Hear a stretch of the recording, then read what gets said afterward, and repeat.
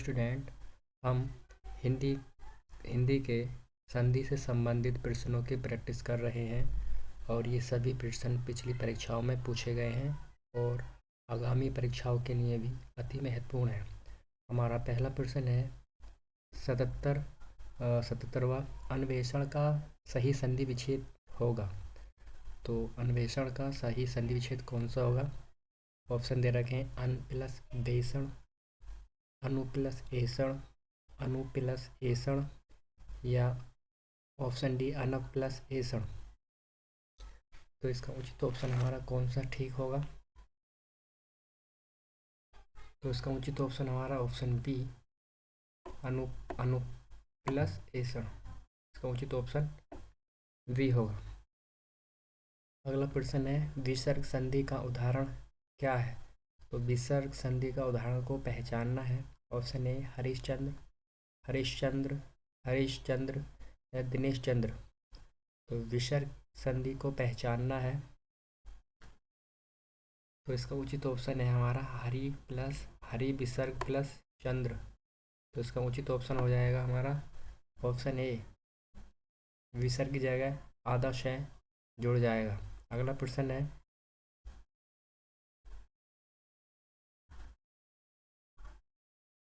गुण संधि का उदाहरण है। तो गुण संधि का कौन सा उदाहरण है यह पहचानना है। हमारा पहला प्रश्न है वो ऑप्शन है महर्षि, ऑप्शन बी पावक, ऑप्शन सी अभ्युदय, ऑप्शन डी मतैक्य। तो गुण संधि का उदाहरण पहचानना है तो इसका उचित ऑप्शन हमारा option A महाप्लस Rishi, option A सही हो जाएगा। अगला प्रश्न है सच्चिदानंद का सही संधि विच्छेद क्या होगा? सच्चिदानंद का ऑप्शन ए सत प्लस चित प्लस आनंद या सच्चिद प्लस आनंद या सच्चिद प्लस दानंद या ऑप्शन डी सत प्लस चित प्लस आनंद। तो सच्चिदानंद का सही संधि विच्छेद ऑप्शन हमारा ये सही हो जाएगा। अगला प्रश्न है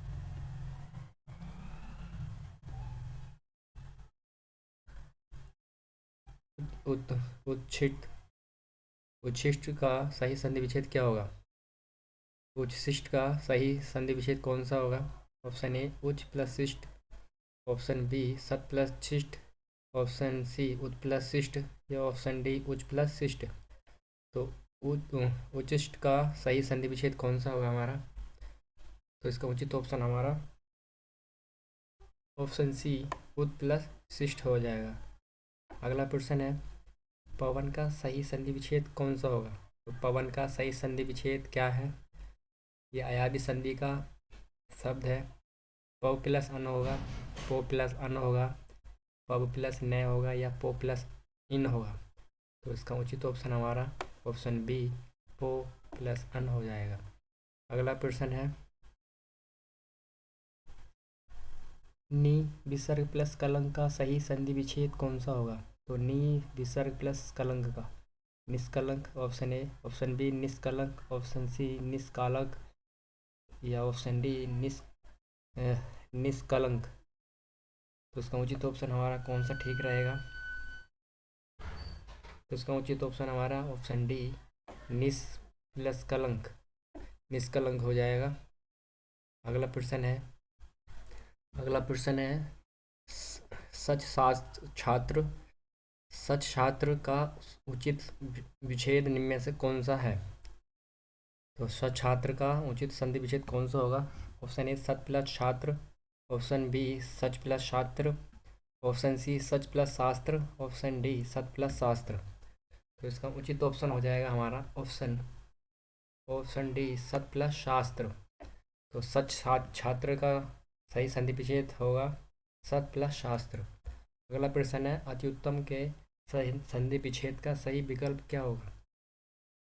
तो अति उत्तम का सही संधि विच्छेद कौन सा होगा? अति प्लस युतम, ऑप्शन बी अति प्लस उत्तम या ऑप्शन सी अति यु प्लस उत्तम या ऑप्शन डी अति प्लस उत्तम। तो इसका उचित ऑप्शन हो जाएगा हमारा अति प्लस उत्तम।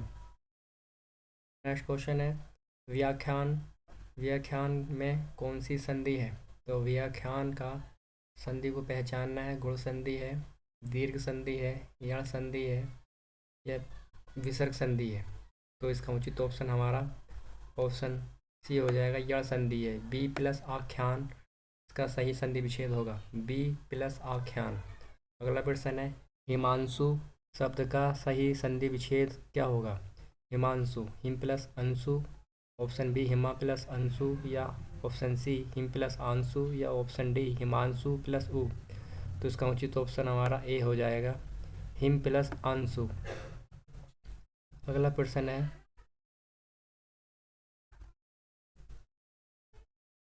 अति प्लस आचार किसका संधि विच्छेद है? तो अति प्लस आचार संधि विच्छेद है, उसका शब्द पहचानना है हमें। ऑप्शन ए अति प्लस चार, ऑप्शन बी अत्या प्लस अत्याचार, ऑप्शन सी अत्याचार, या ऑप्शन डी इनमें से कोई नहीं। तो इसका उचित ऑप्शन हमारा ऑप्शन सी हो जाएगा, अत्याचार। अगला प्रश्न है, भानु उदय में प्रयुक्त संधि का नाम बताएं। तो भानु उदय में कौन सी संधि है ये पहचानना है। गुण संधि है, दीर्घ संधि है, व्यंजन संधि है, या वृद्धि संधि है। तो भानु उदय में जो है दीर्घ संधि का उदाहरण है। अगला प्रश्न है, दो वर्णों के मेल से होने वाले विकार को क्या कहते हैं? दो वर्णों के मेल से होने वाले विकार को क्या कहते हैं? संधि कहते हैं, समास कहते हैं, उपसर्ग कहते हैं, प्रत्यय कहते हैं। तो इसका उचित ऑप्शन हमारा ऑप्शन ए संधि कहते हैं। अगला प्रश्न है, राकेश का सही संधि विच्छेद होगा। तो राकेश का सही संधि विच्छेद क्या होगा? ऑप्शन ए राके प्लस ईस, ऑप्शन बी राक प्लस ई एस, या ऑप्शन सी राका प्लस ईस, या ऑप्शन डी राका प्लस इस। तो इसका उचित ऑप्शन हो जाएगा हमारा राका प्लस ईस। राका का अर्थ होता है रात, ईस का अर्थ होता है ईश्वर। तो राकेश चंद्रमा का पर्यायवाची है। अगला प्रश्न है,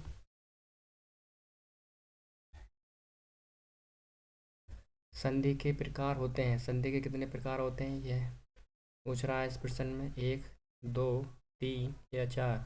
तो संधि के 3 प्रकार होते हैं, स्वर संधि, व्यंजन संधि और विसर्ग संधि। अगला प्रश्न है, प्रत्युत्तर का सही संधि विच्छेद होगा। ऑप्शन ए प्रय प्लस उत्तर, ऑप्शन बी प्रति प्लस उत्तर, या ऑप्शन सी प्रत प्लस उत्तर, या ऑप्शन डी प्रत्यु प्लस उत्तर। इसका उचित ऑप्शन हो जाएगा हमारा ऑप्शन बी प्रति प्लस उत्तर। समास से संबंधित प्रश्न है और ये सभी प्रश्न पिछली परीक्षाओं में पूछे गए हैं, इसलिए आगामी परीक्षाओं के लिए भी अति महत्वपूर्ण है। तो पहला प्रश्न है, विशेषण और संज्ञा के संबंध वाले शब्द में कौन सा समास होता है? यहाँ पर विशेषण और संज्ञा के संबंध बताता हो तो कर्मधारय होगा, बहुब्रीहि होगा, द्वंद्व होगा, या कर्मधारय होगा। तो कर्मधारय 2 दे दिए गए हैं, तो कब वो कर्मधारय ही होता है जहाँ विशेष्य और विशेषण का संबंध बताता हो।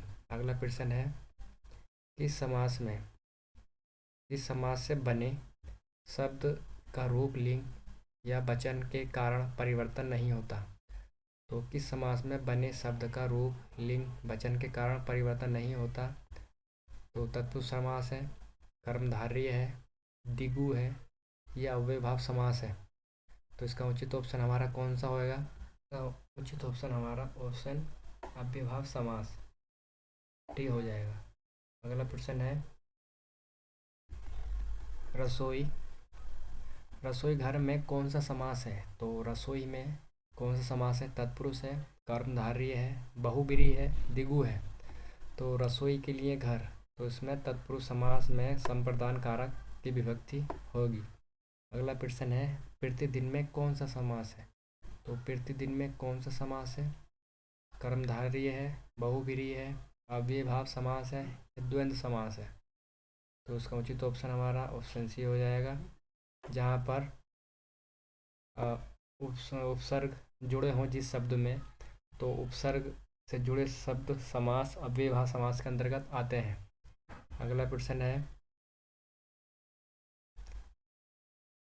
राम लक्ष्मण में समास बताएं।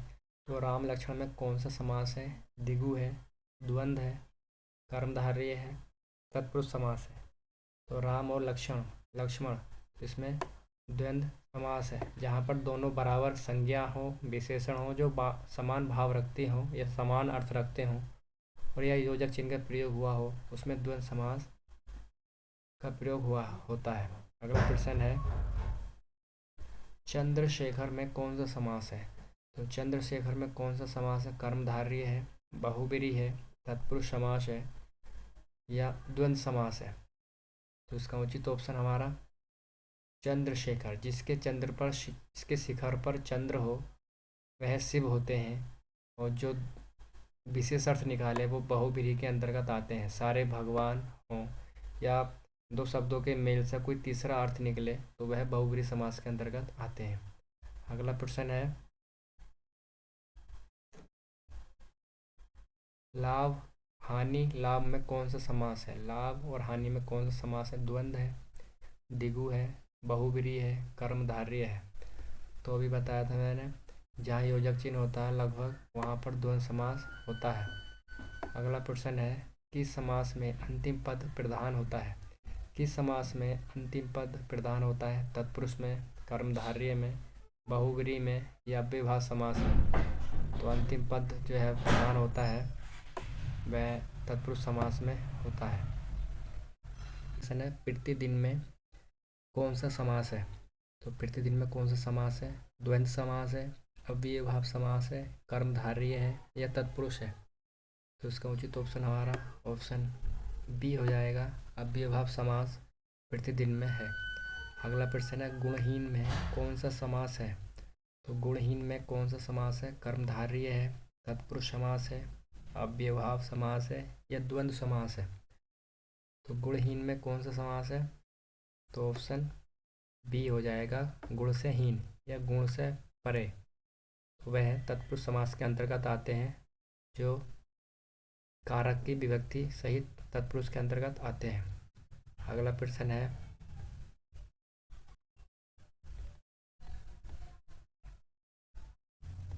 आकंठ में कौन सा समास है? आकंठ में अव्ययभाव समास, तत्पुरुष समास, बहुब्रीहि समास या कर्मधारय? तो आ यहाँ पर उपसर्ग, जहाँ पर उपसर्ग जुड़ा हुआ हो शब्द में वहाँ अव्ययभाव समास होता है। अगला प्रश्न है श्याम सुंदर में कौन सा समास है?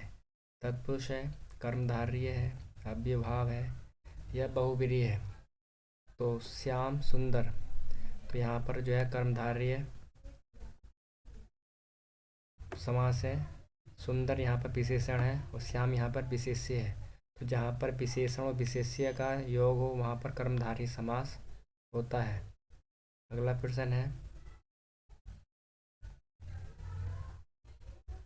आज जन्म में कौन सा समास है? आज जन्म में द्वंद्व समास है, नन तत्पुरुष समास है, कर्मधारय है या अव्ययभाव समास है? तो इसका उचित ऑप्शन हमारा ऑप्शन ए, यहाँ पर आ उपसर्ग जुड़ा हुआ है तो अव्ययभाव समास होगा। अगला प्रश्न है महापुरुष में कौन सा समास है? द्वंद्व समास है, द्विगु समास है, बहुब्रीहि समास है, कर्मधारय समास है या इनमें से कोई नहीं? तो महापुरुष मतलब जो महान पुरुष होता है तो उसके लिए उचित ऑप्शन हमारा कर्मधारय होगा। महान यहाँ पर विशेषण है और पुरुष विशेष्य। अगला प्रश्न है यथाशक्ति में कौन सा समास है? तो यथाशक्ति में कौन सा समास है? तत्पुरुष समास है, द्वंद्व समास है, अव्ययभाव समास है या कर्मधारय समास है या इनमें से कोई नहीं? तो यहाँ पर यथा आ गया है, यथा उपसर्ग है तो अव्ययभाव समास के अंतर्गत होगा ये। अगला प्रश्न है तुलसी कृत शब्द में कौन सा समास है? तुलसी कृत में अव्ययभाव समास है, तत्पुरुष समास है, द्वंद्व है, बहुब्रीहि है। तो तत्पुरुष समास में कर्ण कारक के अंतर्गत आता है, तुलसी द्वारा रचना या कृत। तो ऑप्शन हमारा बी हो जाएगा यहाँ पर। अगला प्रश्न है इनमें से द्विगु समास का उदाहरण कौन सा है? यह पहचानना है। पीताम्बर है, नेत्रहीन है, चौराहा है या रुपया पैसा है? तो द्विगु समास में की है पहचान है कि उसका पहला पद संख्यावाचक होगा। तो चौराहा में 4 संख्या का बोध होता है तो इसका चौराहा सही विकल्प होगा। अगला प्रश्न है दिए गए नीचे दिए गए समासिक पदों में कौन सा नन समास का उदाहरण है? तो नन समास का उदाहरण कौन सा है? अनिष्ट है, कुरंग नयन है, मुख चंद्र है या शीतोष्ण है? तो नन समास की ये पहचान है कि उसमें नेगेटिव की भाव होगा, नकारात्मक का भाव होगा। तो अनिष्ट में ही जो है छुपा हुआ है उपसर्ग जो नकारात्मक का भाव देता है। मुखचंद्र, शीतोष्ण और कुरंग नयन ये सब अलग। ये कुरंग नयन ये कर्मधारय है, शीतोष्ण द्वंद्व समास है और मुख चंद्र के समान तो ये कर्मधारय है। अगला प्रश्न है, जब दो या दो से अधिक पद मिलकर एक नवीन शब्द की रचना करते हैं तो वो किस समास के अंतर्गत आते हैं? या जब यह दो या दो से अधिक शब्द मिलकर एक नया शब्द की रचना करते हैं तो उसे क्या कहते हैं? छंद कहते हैं, समास कहते हैं, संधि कहते हैं, अलंकार कहते हैं। जब दो शब्दों का मेल हो, तीसरा शब्द बनता हो तो उसे हम समास के अंतर्गत आते हैं। जब दो वर्ण मिलें और नया शब्द की रचना करें तो वह संधि कहलाती है। अगला प्रश्न है, किस समास के दोनों शब्दों को समान अधिकरण होने का कर्मधारय समास होता है? किस समास के दोनों शब्दों को समान अधिकरण होने पर कर्मधारय समास होता है?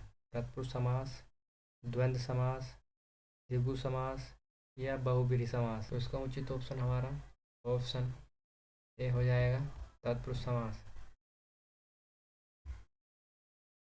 ऑप्शन ए, तत्पुरुष समास। नेक्स्ट क्वेश्चन है, निम्नलिखित पदों में से किस पद में समास नहीं है? ऑप्शन ए, हाथों हाथ में, राजाध्यक्ष में, पर्वतारोही में या सौभाग्य में? तो इसका उचित ऑप्शन हमारा ऑप्शन ए हो जाएगा, हाथों और हाथ में कोई समास नहीं है। अगर ये एक साथ जुड़ा हुआ होता हाथों हाथ तब समास होता अव्ययभाव समास। बाकी शेष में समास है। सौभाग्य कर्मधारय है और इसमें भी कर्मधारय है। पर्वतारोही में तत्पुरुष समास है। अगला प्रश्न है, पीताम्बर में कौन सा समास है? तो कर्मधारय, तत्पुरुष समास, द्वंद्व समास या द्विगु समास? तो पीले हैं अंबर, जिसके अंबर का अर्थ होता है कपड़ा, पीत का अर्थ होता है पीले। तो जहाँ पर विशेषण और विशेष्य का संयोग हो या संबंध हो वहाँ कर्मधारय समास होता है। अगला प्रश्न है, अमृत धारा में कौन सा समास है? अमृत धारा में कौन सा समास है? अमृत रूपी, अमृत में धारा या अमृत की धारा या अमृत के लिए धारा? तो इसके लिए उचित ऑप्शन हमारा कौन सा ठीक हो जाएगा? तो इसका उचित ऑप्शन हमारा ऑप्शन सी, अमृत धारा का अमृत की धारा। अगला प्रश्न है, घर आंगन में कौन सा समास है? तत्पुरुष समास है, द्वंद्व समास है, द्विगु समास है या बहुब्रीहि समास है? तो उसका उचित ऑप्शन हो जाएगा हमारा तत्पुरुष समास, घर का आंगन। ऑप्शन ए सही हो जाएगा हमारा। अगला प्रश्न है, निम्नलिखित में से कौन सा शब्द तत्पुरुष समास का उदाहरण है? तो तत्पुरुष समास के उदाहरण को पहचानना है। ऑप्शन ए, जन्मांध, ऑप्शन बी, वज्रदेह, ऑप्शन सी, नीलकमल या ऑप्शन डी, हाथों हाथ। तो तत्पुरुष समास को पहचानना है तो उसका उचित ऑप्शन हमारा ऑप्शन ए हो जाएगा, जन्म से अंधा, जन्मांध। Option A. निम्नलिखित पदों में से किस पद में समास नहीं है? तो समास नहीं है, ये रिपीटेड क्वेश्चन है तो इसका ऑप्शन हमारा ऑप्शन ए सही हो जाएगा। अगला प्रश्न है, देवासुर में समास कौन सा है? तो देवासुर में समास कौन सा है? द्वंद्व है, तत्पुरुष समास है, कर्मधारय है, ये बहुब्रीहि है? तो देव और असुर दो अलग अलग हैं तो इसमें ऑप्शन ए, देव और असुर। अगला प्रश्न है, निम्न में द्विगु समास को चुनिए। तो द्विगु समास का उदाहरण पहचानना है हमें। कपड़े लत्ते, दशानन, पंचांग या ज्ञान सागर? तो मैंने बताया था कि द्विगु समास में प्रथम पद जो है संख्यावाचक होता है तो पंचांग, पांच अंग। इसका ऑप्शन हमारा सी हो जाएगा। अगला प्रश्न है,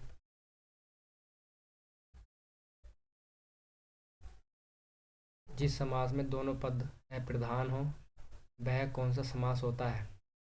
जिस समास के दोनों पद अप्रधान हो, द्वंद्व समास, द्विगु समास, तत्पुरुष समास या बहुव्रीहि समास। तो इसका उचित ऑप्शन हो जाएगा हमारा ऑप्शन डी, बहुव्रीहि समास। अगला प्रश्न है, निम्नलिखित में बताएं कि द्विगु समास किस पद में है। तो द्विगु समास को पहचानना है संदर्भ में, आजन्म में, वनगमन में या पंचवटी में। तो उसमें पंच संख्या का बोध होता है, तो ऑप्शन डी हमारा हो जाएगा।